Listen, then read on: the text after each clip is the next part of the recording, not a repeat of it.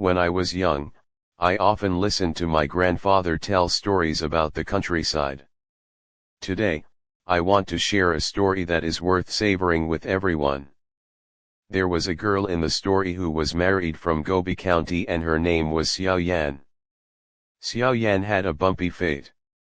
She grew up in a family that favored boys over girls and was seen as a burden.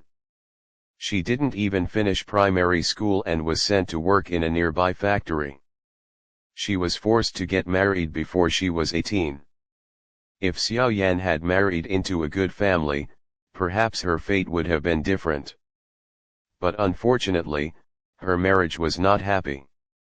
When she first got married, her natal family demanded a high dowry of 2,000 yuan from her in-laws. In the 80s and 90s, 2,000 yuan was indeed a huge sum. The heavy burden of the dowry made her in-laws dissatisfied with her. Therefore, Xiao life after marriage was full of suffering. She was often scolded by her mother-in-law and husband. Her husband was not only irritable but also a drunkard, and he would abuse Xiao every time he got drunk. Life became bleak, and the day-to-day suffering was unbearable for Xiao. In the end, she chose to end her life. One night, she put on a red dress, took a rope, and quietly ran to the back mountain to find a crooked willow tree. She hung the rope on the tree and ended her life. Although the news was not well spread at the time, such a thing quickly spread in the village. It is said that Xiao in-laws didn't care about it at all, and even complained loudly on the street, thinking that the 2,000 yuan dowry was wasted, and now they still have to collect Xiao body, which is impossible.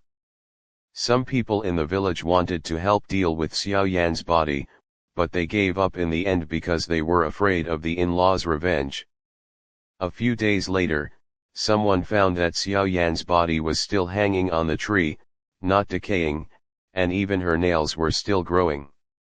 The villagers began to panic, thinking that Xiao had suffered a lot in her life and was still unwilling to give up after death, and they were worried that her body would change. The villagers decided to go to Xiao in-laws, hoping they could deal with this matter. The in-laws were also panicked and let their drunk son deal with it. But the son suddenly went mad during the process, injured his head, and fainted.